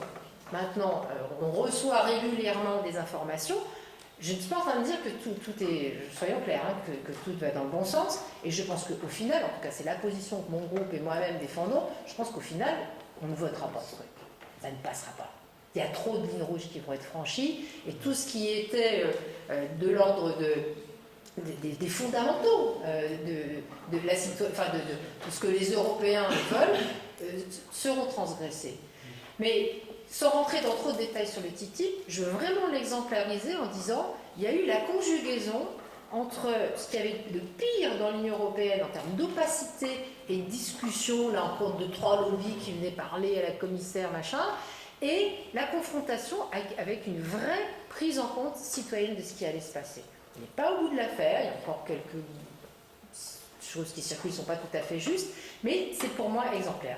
Je ne sais pas si ça se passera de la même manière sur d'autres sujets, mais je crois que ça nous permet de ne pas désespérer sur la manière dont l'Union prendra en compte ce mouvement populaire et citoyen-là. Sur les Grecs, j'ai peut-être pas la même lecture que vous, parce que finalement, Alexis Tsipras a très bien joué ce qui s'est passé. Il a joué 2 élections successives, ce qui est quand même très courageux de sa part, parce qu'entre-temps, il a dû quand même rentrer dans un processus de négociation extrêmement compliqué, sur lequel il a eu, je pense, des pressions énormes, tout en restant proche des citoyens qui l'ont élu et en conservant leur confiance après avoir fait des pas assez importants contre ses propres convictions, contre ce qu'il avait mené au pouvoir. Donc, je trouve que là aussi, il y a une forme d'exemplarité dans la manière dont on rend compte à sa population de ce pourquoi il vous a élu, et quand on accompagne de façon pédagogique un certain nombre de décisions. Moi, je l'ai trouvé très courageux. Je ne partage pas absolument tout de ce qu'il défend, mais j'ai trouvé que sur la contestation des politiques austéritaires, il avait fait progresser à la fois la conscience citoyenne des effets des politiques austéritaires, qu'il avait sans doute permis de réduire la troïka à néant, même si ça se reconstitue sous une autre forme, ces hydres-là se reconstituent toujours, mais il a fait progresser et la réflexion et les actes concernant la citoyenneté et la prise en compte des politiques économiques. Donc c'est quand même plutôt un tour de France. Je suis beaucoup trop longue dans la réponse. Sur les leaders. Bien sûr qu'il faut un leader. En même temps, moi je me méfie des leaders uniques, si vous voyez ce que je veux dire. Voilà. Soit il y en a trop, soit il n'y en a pas assez. Là, j'ai l'impression qu'il y en a un peu trop. Mais en même temps, ceux qui se manifestent sont pas toujours... je ne devrais pas dire ça, parce que je trouve qu'ils ne sont pas toujours au niveau. Voilà. Et que le ou les grands leaders, hommes ou femmes, très charismatiques, portant une vision européenne qui dépasse les États-nations, qui dressent une perspective de moyen et long terme, moi je ne l'ai pas encore, je ne l'identifie pas là maintenant en ce moment. Donc oui, évidemment, il y en a besoin parce que je crois que ça permettrait aussi de lutter contre une forme de déshérence et de désamour sur ce qui se passe. L'identification est importante et donc là-dessus, c'est important. Et dernière chose sur cette question de est-ce que c'est pas le couple franco-allemand qui s'y substitue. Bon, objectivement, ça fait évoluer les choses quand les deux parlent dans le Parlement européen, même s'ils ne partagent pas toutes les mêmes convictions, mais je crois qu'ils donnent un signe important. Mais moi, je suis assez sensible au multilatéralisme, on va dire, en tout cas aux discussions qui ne se font pas qu'entre Allemands et Français. Merci. Merci. Oui, bonsoir. D'abord, merci d'être venu. Moi, c'est une question par rapport vous parliez des consultations et des événements comme le European Youth Event. Ma question, c'est un peu sur la diffusion de ces informations. Vous venez ici, donc je suppose que ça fait partie un peu de ça, du fait de développer cette information, mais on est quand même un public un peu particulier à Sciences Po. Et est-ce qu'il n'y a pas un manque finalement de diffusion d'informations pour ces événements qui concernent les jeunes, où il n'y a pas beaucoup de visibilité. Et qu'est-ce que vous pensez qu'on pourrait faire pour améliorer un peu ça, pour qu'il y ait plus de gens de milieux un peu plus différents et qui ne soient pas forcément des experts de l'Europe ou des gens qui se sentent en premier lieu extrêmement concernés pour justement améliorer la participation, puisque par exemple une consultation où il n'y a pas un fort taux de participation, c'est pas réellement représentatif. Voilà, merci beaucoup. On va prendre une autre question.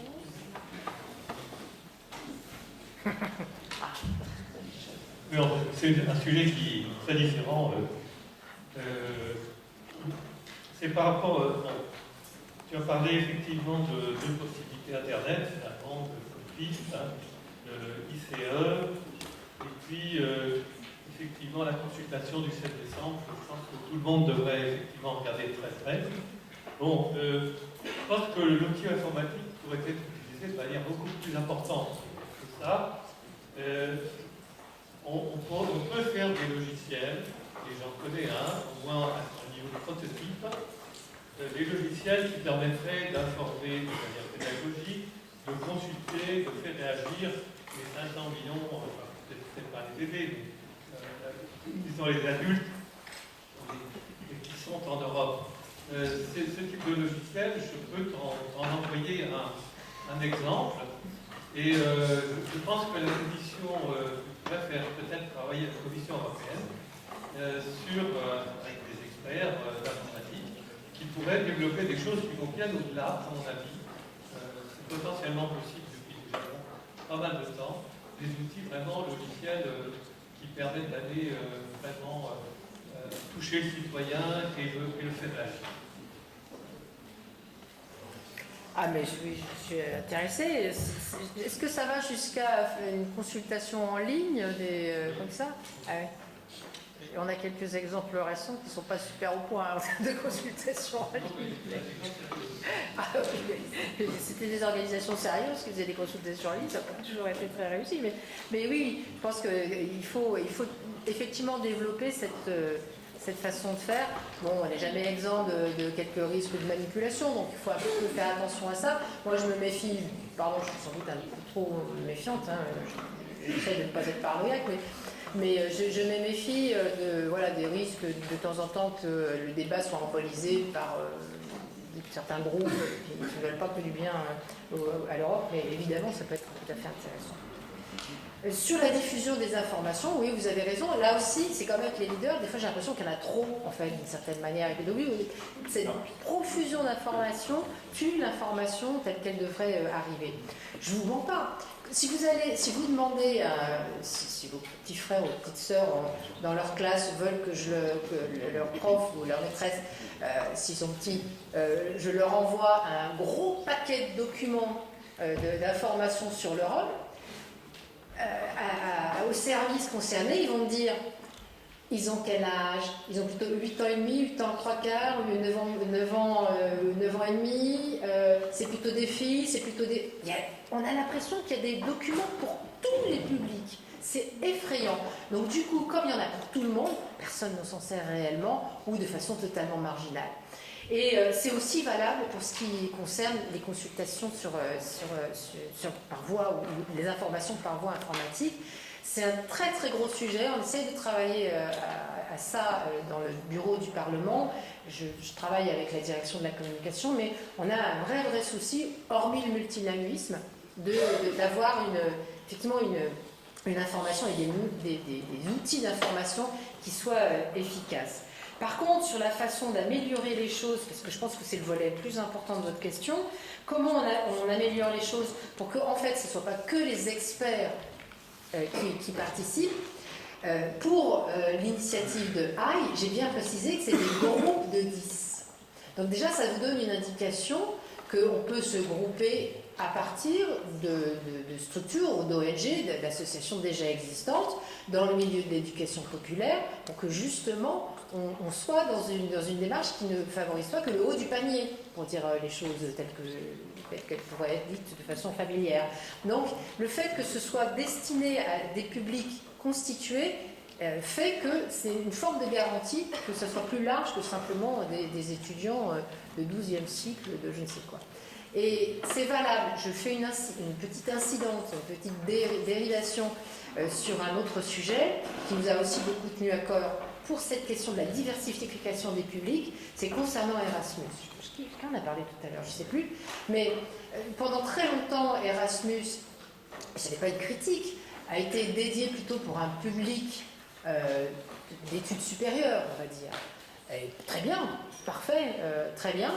Mais comme Erasmus a failli mourir et qu'il sort renforcé de la dernière page budgétaire avec une augmentation de 40% de son budget, c'est pas seulement 40% pour 40%, c'est aussi 40% pour élargir le type de public et toucher aussi, par exemple, des apprentis dans une galaxie de jeunes qui font des études de façon très très diversifiée. Donc là, je crois qu'on l'a atteint. Mais il faut que ça marche. Hein. Erasmus, allez-y. Hein. Il y a beaucoup d'argent, beaucoup de possibilités. Allez-y franchement, quoi.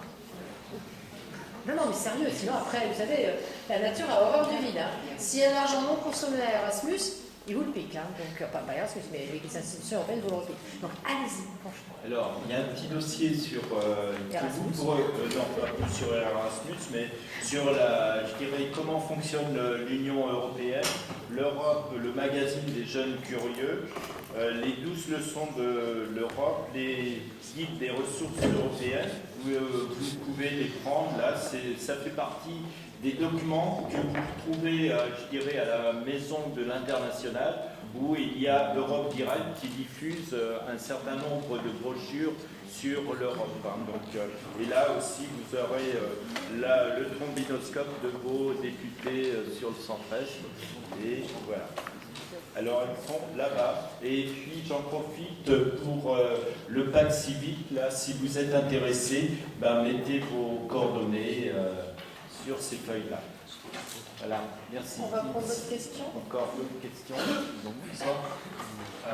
La politique sociale semble être, en théorie, une composante importante du projet européen, mais à quand une politique sociale spécifique de l'Union européenne? Il y a une autre main, là-bas.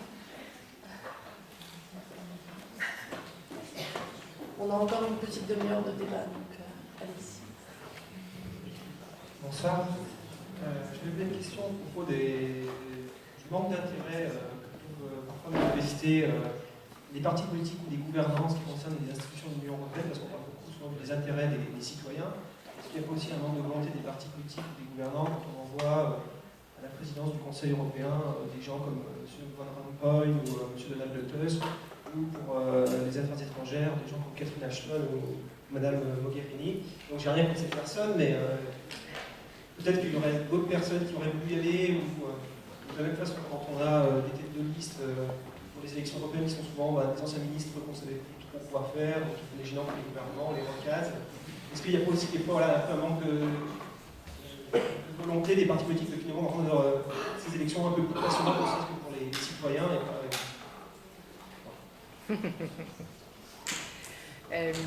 Dans l'ordre politique social, on est au cœur je crois, c'est au cœur d'un des problèmes sérieux européens. C'est parce que les compétences en matière sociale ne sont pas dévolues à l'Union européenne et sont très partagées avec les États membres. Et donc les choses sont extrêmement morcelées en matière sociale.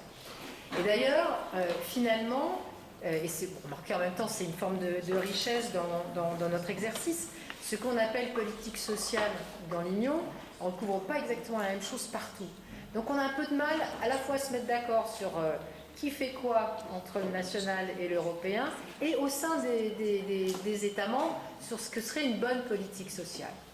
Je vais vous prendre un exemple, qui j'espère, celui-ci, peut-être pourrait aboutir de façon favorable. J'essaie de la faire courte. C'est la question des travailleurs détachés. En gros, ça part du principe que, je vais là aussi l'illustrer, pardon, c'est un peu plus complexe que ça, mais c'est pour la rapidité de mon propos. Ça part du fait que si par exemple un Français partait travailler en Roumanie, il ne toucherait pas le salaire roumain, mais resterait avec un salaire qui correspond effectivement au salaire de son pays d'origine, quitte quand même à malheureusement être sur des charges sociales qui ne sont pas celles correspondant à son État. Ça, c'était au démarrage, sauf qu'à un moment donné, la chose s'est inversée, et ce sont les Roumains qui sont venus travailler en France. Et donc, ça a généré une forme de dumping social en Europe qui s'est développée, non seulement par la présence des personnes qui travaillaient, mais aussi parce qu'un certain nombre d'entreprises n'ont pas joué le jeu, ont contourné la législation, qu'un certain nombre d'entreprises d'intérim ont utilisé des vides juridiques pour renforcer cette impression, ce sentiment et cette réalité, au final, de dumping social entre les travailleurs. En gros, maintenant, quand on construit un stade à tel endroit, vous avez les citoyens français à côté qui disent « Mais comment se fait-il, dans ce stade ?» Et je pourrais prendre l'exemple d'un chantier naval avec Bouygues, ça serait pareil. Dans ce stade, je n'ai pas entendu parler français du tout sur aucun des corps de métier. Pourquoi ? Parce que ces salariés, même si leur salaire est le même, leurs charges sociales ne sont pas les mêmes. Donc les boîtes, elles préfèrent prendre des gens qui sont moins chers et donc éviter les travailleurs qui sont sur place. L'Union européenne s'est saisie de ça parce que c'est au cœur de ce qui est une forme d'harmonisation sociale. On s'est heurté encore une fois aux États membres qui ne veulent pas lâcher un certain nombre de prérogatives.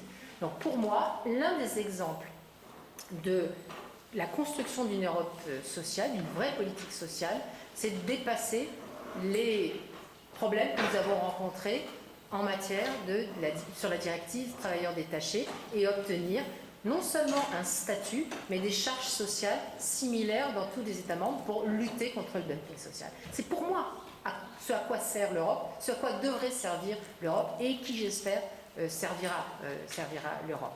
On pourrait revenir sur d'autres histoires fiscales, mais pour moi, c'est vraiment un symbole tout à fait important de volonté. Volonté, c'est aussi ce que vous avez évoqué en parlant du manque de volonté. Alors moi, je partage pas, pardon, j'ai fait un moustique là, je partage pas le même point de vue que vous sur Federica Mogherini, parce que je pense que même si elle parle pas trop, c'est la nouvelle diplomate en chef de l'Union, même si elle parle pas trop, je trouve que c'est une femme remarquable, réfléchie, et en matière diplomatique qui vaut mieux, et qui fait véritablement avancer les choses. Ce qu'elle fait au Moyen-Orient n'est pas visible pour le moment, mais s'il n'y a pas une quatrième intifada, je pense que réellement elle tient le bon bout pour mettre les gens autour d'une table. Et ce qu'elle fait aussi pour accompagner cette crise des migrants, sur laquelle je n'ai pas le temps de revenir, mais en matière diplomatique et de développement, est quelque chose d'absolument remarquable. Mais on part de traditions diplomatiques extrêmement diversifiées. Donc quand vous dites qu'il y a un manque de volonté politique et on envoie des gens pas trop charismatiques se taper telle ou telle fonction, c'est pas parce qu'ils ne sont pas charismatiques qu'ils n'ont pas la réalité, la capacité pour mener à bout tel ou tel sujet. Je dis ça de Federica Mogherini, qui est membre de mon groupe, donc je pourrais être partiale, donc je vais rétablir tout de suite l'équilibre en disant que la précédente haute représentante, Madame Ashton, était aussi de mon groupe et elle était nulle. Voilà. Donc, vous avez, j'ai raison un peu, vous avez raison un peu, c'est les personnalités qui font aussi la fonction. Elle préfère rentrer chez elle le vendredi soir pour bouffer avec ses mômes, donc voilà, bon, rien, mais elle était quand même diplomate en chef.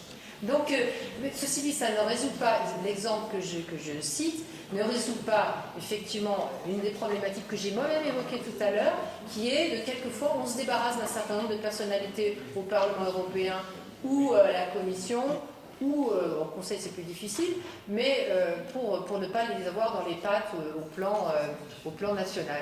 J'ai quelques exemples en tête. Voilà. Mais qui ne... Alors, ça pourrait être drôle, mais c'est vraiment pas drôle parce que, d'abord parce que l'État membre en question y perd, la représentativité, la représentativité de la France par un certain nombre de parlementaires européens ne sort pas grandi, hein, voilà. Et puis, je pense que ça dévoie un peu, je l'ai dit tout à l'heure, donc je n'y reviens pas, je pense que ça plombe un peu la dimension européenne, de représentativité européenne. Donc, je ne peux pas vous donner tort là-dessus. Merci. Allez-y. Bonsoir. À propos de la politique sociale et fiscale, quels sont les efforts concrets au Parlement et du groupe socialiste au Parlement pour des politiques fiscales et sociales communes et harmonisées? Parce que sur Facebook, on voit toujours des beaux postings de Bruxelles. Des beaux postings de Bruxelles sur l'administration fiscale, sur l'administration sociale. Mais quels sont les efforts concrets?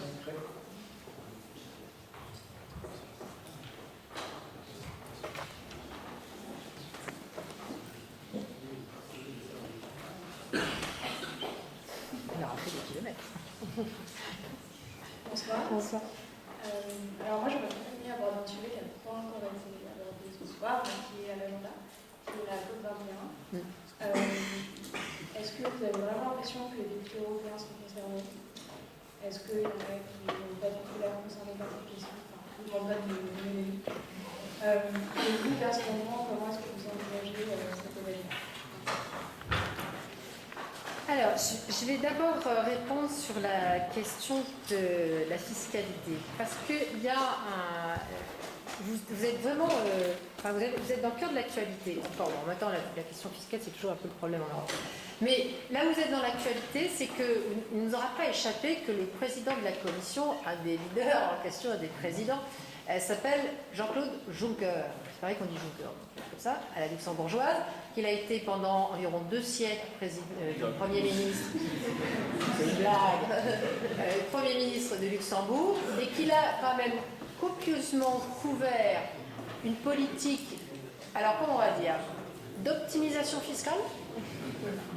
Hein, en termes plus techniques, on appelle ça des rescrits fiscaux. C'est-à-dire en gros, où le Luxembourg rencontrait des multinationales qui lui disaient « Je peux venir m'installer chez vous, quels sont les avantages dont je pourrais bénéficier de la part de... » Voilà. Il a fait ça pendant très très longtemps.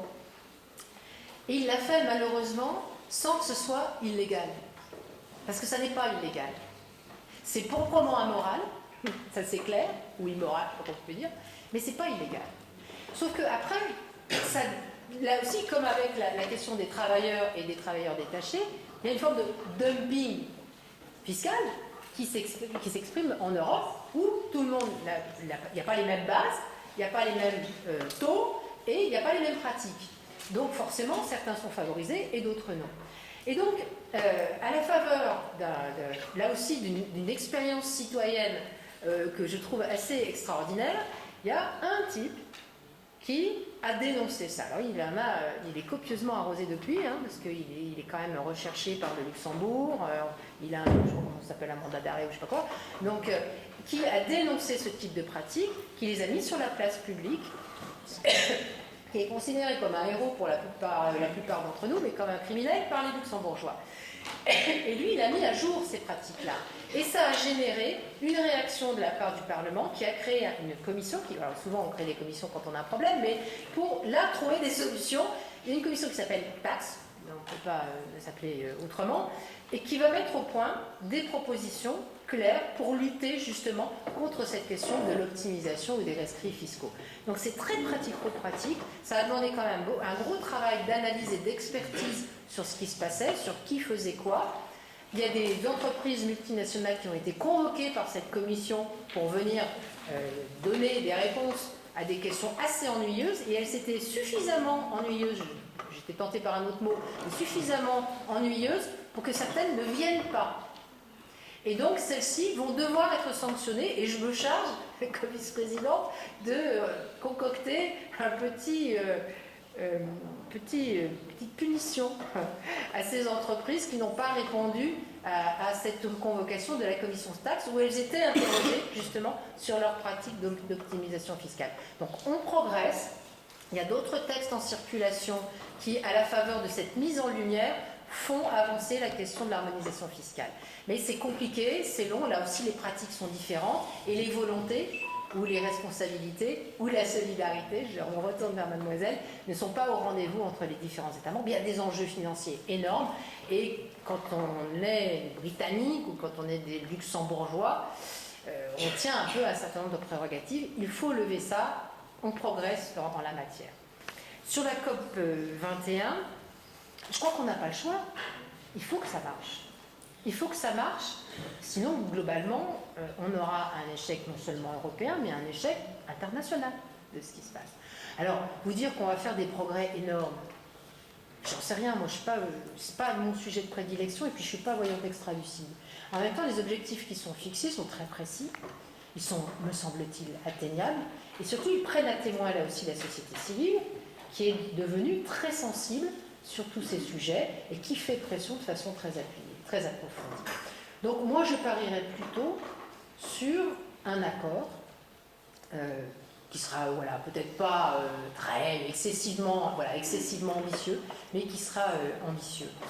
Et j'ai envie d'ajouter que l'Europe a parfaitement son rôle à jouer, et un rôle absolument central, parce que sur la question du développement durable, sur la question des normes en matière de santé ou de protection de l'environnement, si l'Union n'avait pas été là, on serait à des années-lumière dans les États membres sur certains sujets. Donc, quelquefois, ça ennuie plein de gens qu'il y ait des normes européennes en matière de développement durable, qu'il y ait des directives Natura bidule, machin. Ça ennuie beaucoup de monde. Sauf que la réalité, c'est que ça a produit une norme positive et est réellement adaptée à des situations concrètes. Donc je pense qu'il y a un vrai pari européen dans cette COP21. Il y a un pouvoir d'entraînement. Donc j'ai optimiste sur ce coup-là. Merci.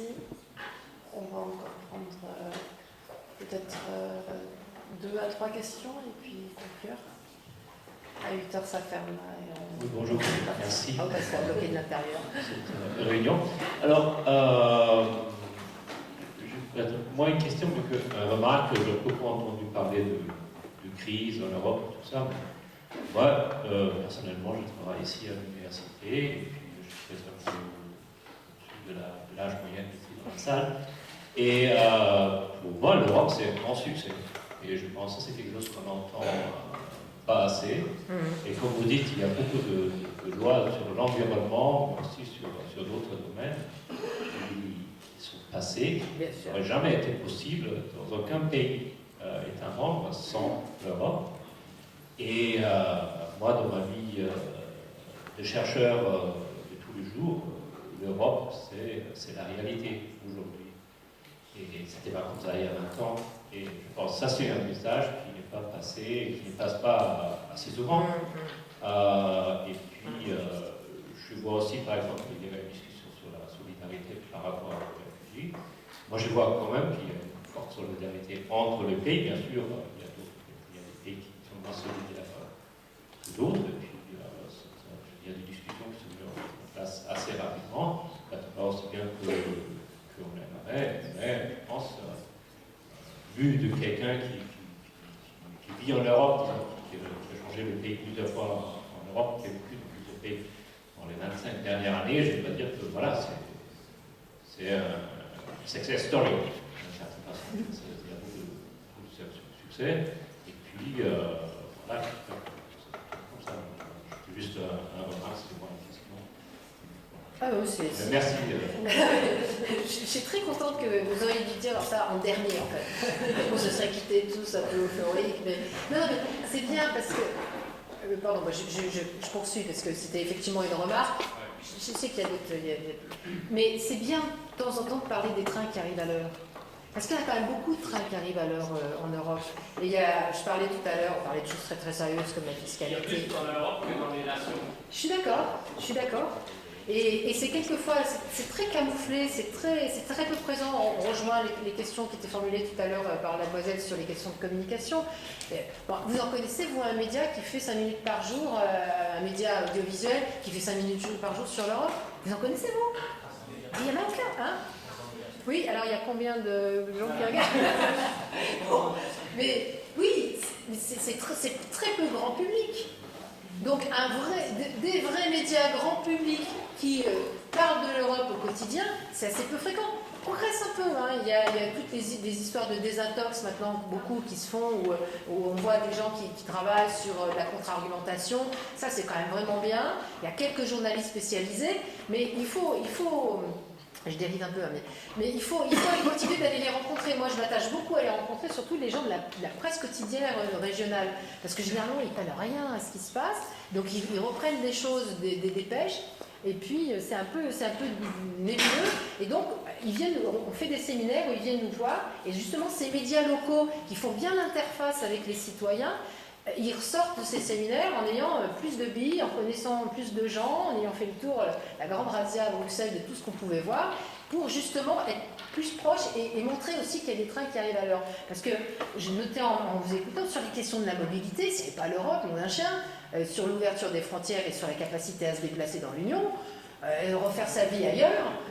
Apparemment vous êtes bien placé pour le savoir, ça en Union ça ne marche pas. Sur la question de la lutte contre les discriminations, franchement on a quand même quelques motifs de satisfaction en direction des droits fondamentaux et droits des personnes. En matière d'égalité hommes-femmes, alors c'est pas super nickel partout, mais enfin quand même, s'il n'y avait pas les chiens de garde ou les chiennes de garde européennes qui continuent de pondre régulièrement des textes et d'y aller, parce qu'on y va, hein, quand même, c'est pas toujours très simple.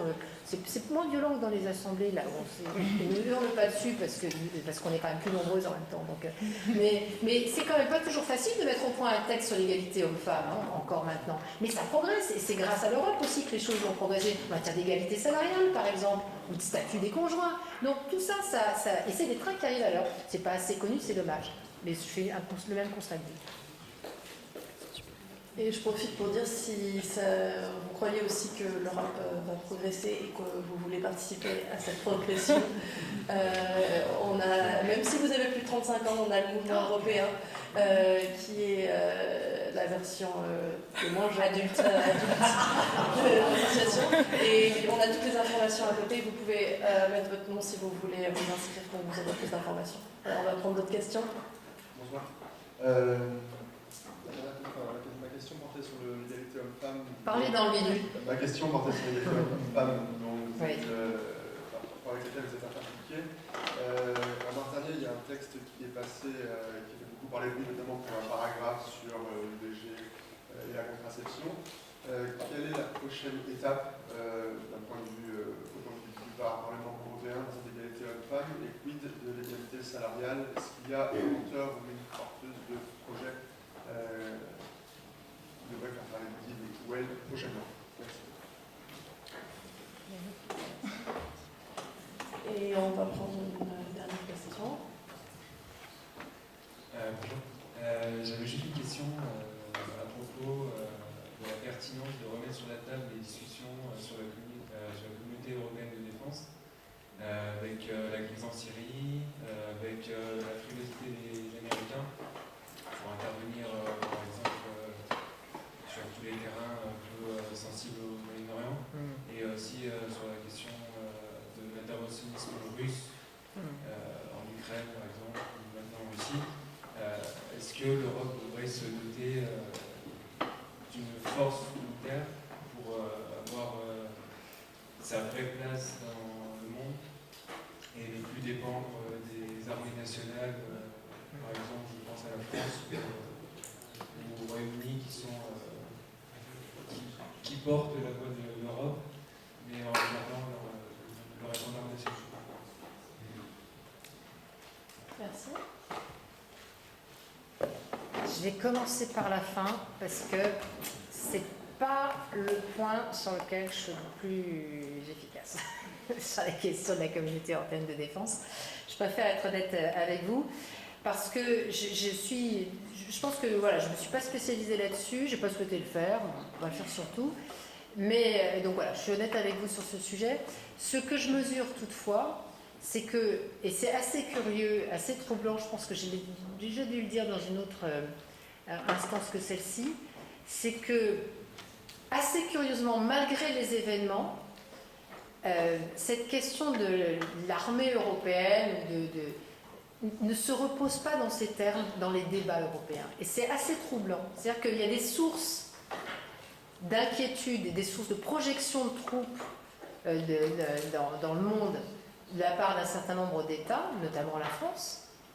Mais finalement, le débat sur ce sujet n'a pas lieu. Et c'est sans doute frustrant pour certains d'entre mes collègues. Ils n'arrivent pas, ils ne parviennent pas à remettre ce sujet sous la forme que vous décrivez dans le débat du Parlement européen. Et moi, ça fait depuis 9 ans, depuis 2009 que je suis au Parlement européen. Sauf grosse défaillance de mémoire de ma part, je n'ai pas le souvenir d'avoir eu, dans la forme que vous signalez, un débat général sur ce sujet. Ce qui est un peu inquiétant, effectivement, parce que dans l'intervalle, la France a projeté des troupes, elle a été seule sur un certain nombre de théâtres d'opération, ça a permis quelquefois d'avancer, mais quelquefois ça a aussi été un échec au final, ou en tout cas une stagnation dans les crises, et certaines demeurent encore maintenant avec d'autres intervenants.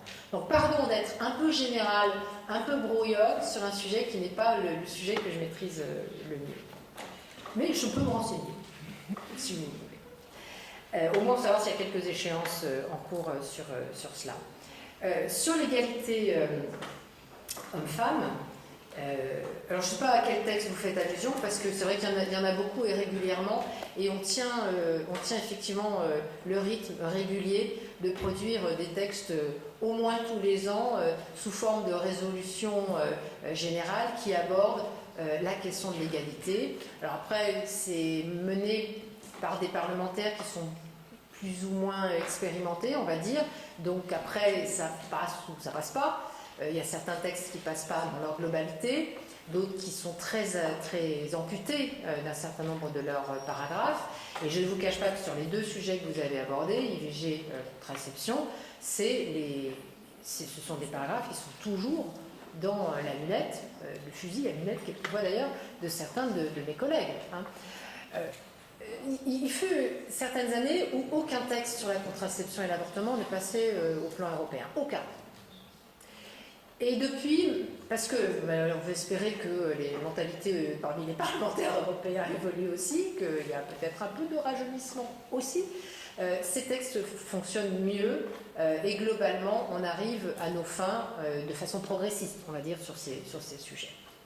Mais c'est toujours très ténu et ça donne lieu à des négociations sans fin où, en gros, pour ne rien vous cacher, il faut qu'on aille décrocher des parlementaires qui ne font pas partie des groupes dits progressistes individuellement pour qu'ils votent en faveur du texte indépendamment de la position de leur groupe. C'est comme ça qu'on est obligé de progresser pour faire une majorité.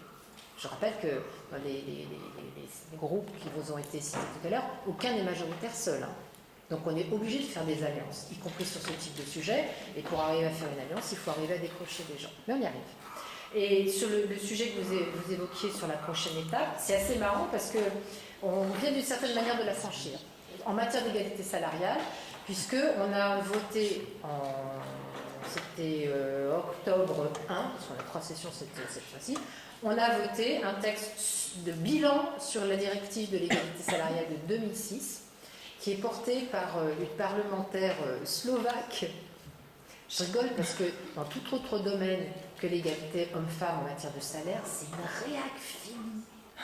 Dans tous les autres sujets, alors elle, vous lui parlez d'avortement, elle hurle, hein, mais en matière d'égalité salariale, elle est super performante. Elle nous a pondu un texte très bien fichu, avec des audits financiers dans les entreprises qui ne respectent pas l'égalité salariale, un système de sanctions avec la fin de l'ouverture des marchés publics pour les entreprises qui ne respectaient pas un plan de charge en matière d'égalité salariale.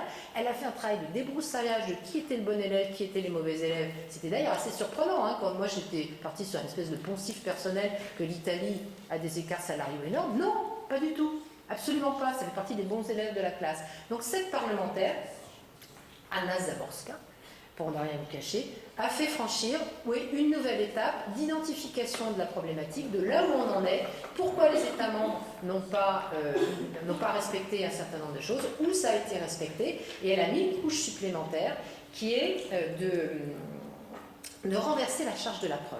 C'est-à-dire que dans une entreprise, si vous vous pointez pour contrôler et qu'il y a une inégalité salariale à poste égal, jusqu'à présent, il fallait que le salarié ou la structure critique fasse la preuve qu'il y avait une réelle inégalité, une réelle discrimination.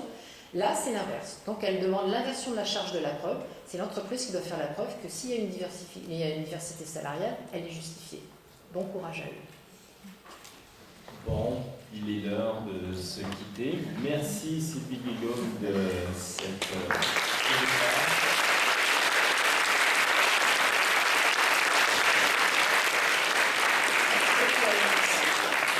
et certainement à une prochaine fois, avant la fin du mandat. Bien entendu. Merci. Merci beaucoup à vous. Si vous voulez de la documentation, c'est là, notre journal des documents qui fait ses 10 ans, qui est disponible sur le site.